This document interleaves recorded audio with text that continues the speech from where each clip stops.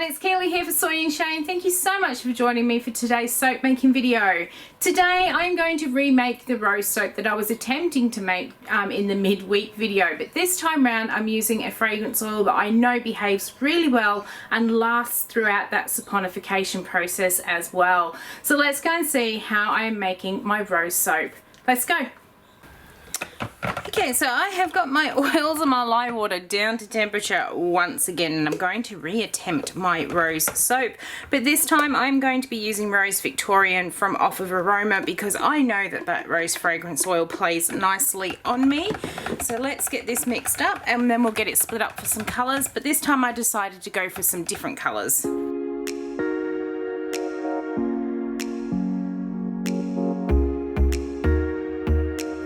Mainly because I've run out of that French rose. So we're going for some blush pink in this one, and I've got this one at full strength of blush pink and quite a bit in there to get a nice deep pink. And then in here I've got some blush pink and some titanium dioxide, so we get a nice pale pink this time. And then into my big bucket once again I'm going to put in some titanium dioxide and mix all these colours in.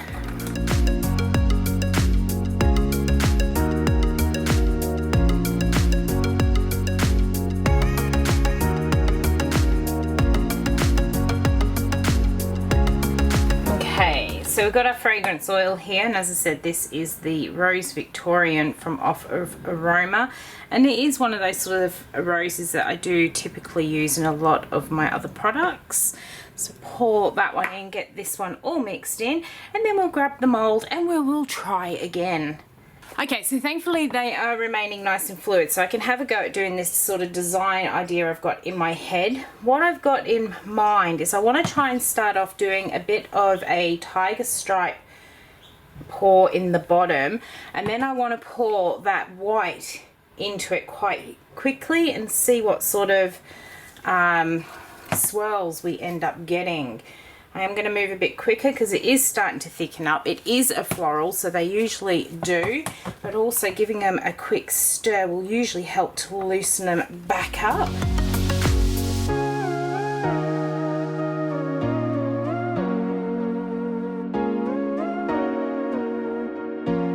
And what I'm going to do is just keep what's left over in these pots for the top.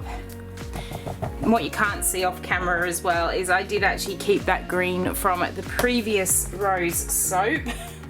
Now the other thing I'm also going to do, because I did mix it up for the last soap that I was going to do, I'm just going to pour a bit of gold mica through the middle here as well, and hopefully that will all swoosh and do its thing. So let's get this spatula out the way. I'm going to come quite high up and pour quite quick. Well, that's the aim.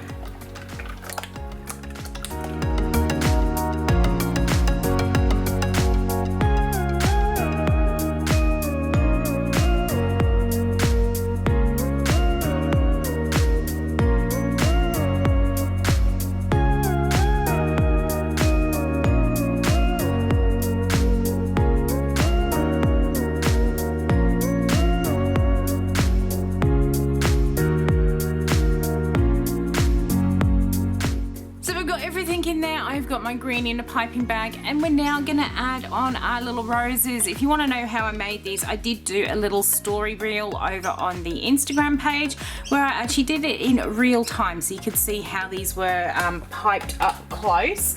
What I'm going to do is move them down the back here, and then I'm just going to randomly scatter roses.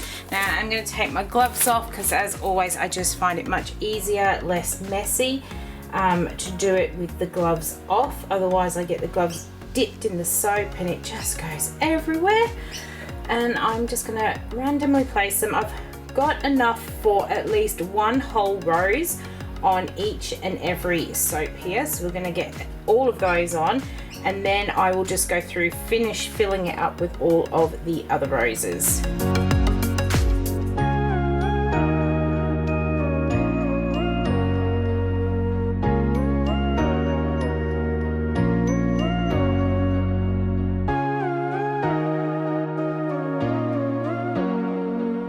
so now that we've got all those roses on, I am going to get this green piped on. So in case you did miss that last video I did of the rose soap, this is the green sage mica from Heirloom, and I've just scattered in some of the gold mica as well, just to give a little bit more of a look to this one. And we've got a Wilton Leaf Tip 67 in here, and I'm just going to start randomly putting these leaves throughout these roses and just fill in all of these gaps.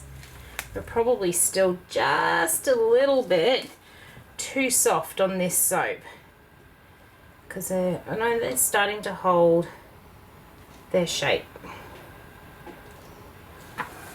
We might just leave it another 5 minutes and then come back and do those. Okay, so this is hardened up a little bit more, so let's start piping these leaves.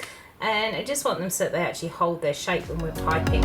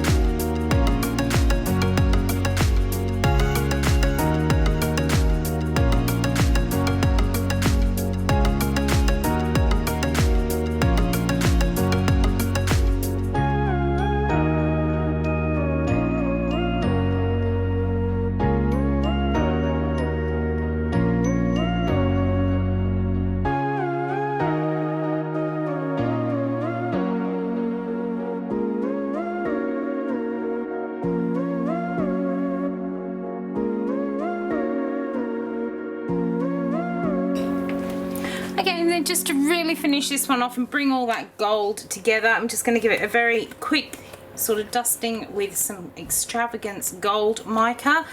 Just being careful not to get too many big splotches on like I usually do. And now I'm going to bring you down for a closer look. So here it is. This is Rose Victorian. I am absolutely loving that green colour. It will be interesting to see what it does as it saponifies, because the greens usually do change colour, and those roses are just so small and delicate this time. Really happy with how they piped out.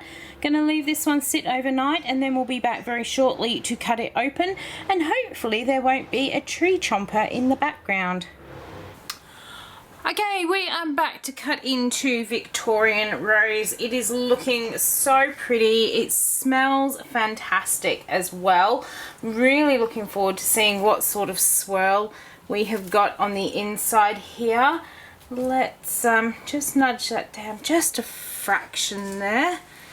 All nicely lined up, and let's cut on through. Some of these leaves may get a little bit damaged, but they shouldn't be too bad. Oh, it's nice and firm on the inside. Almost through. Thunk. That's going to make me laugh every time I hear Ida go thunk there. Let's grab this one from out of the middle, because that looks like a really pretty rose.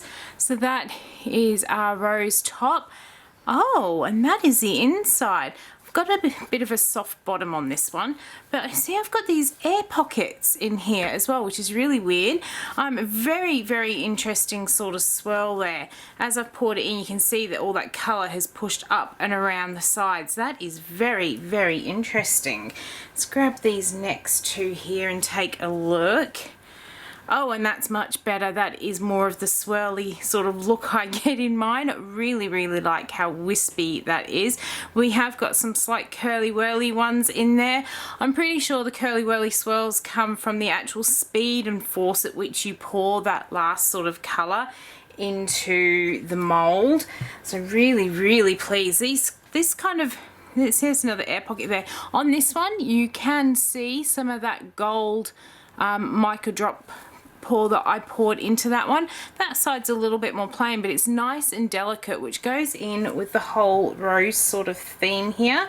Let's grab these next few as well. Really like this soft pink.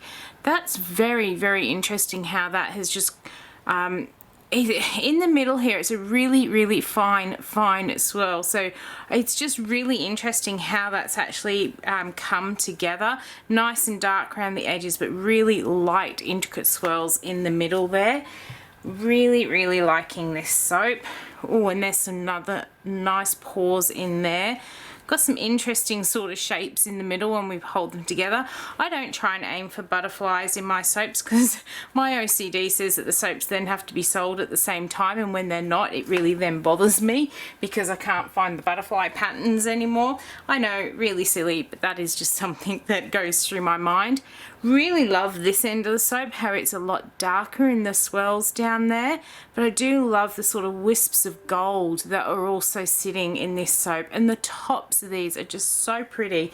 This probably is one of the more delicate rose soaps that I've ever done. Usually my rose soaps are quite bold, but this one is definitely a lot more delicate, and I do love this really soft pink in here. Now the other thing you can probably notice, when I did my roses on this one, I actually did them with a two-tone in there, so you've got these really pretty different sort of colors throughout the roses as well. So let's grab these two from here, take one more look. So there we go, there we have it. So there is the next rose soap that will be going onto my shelves.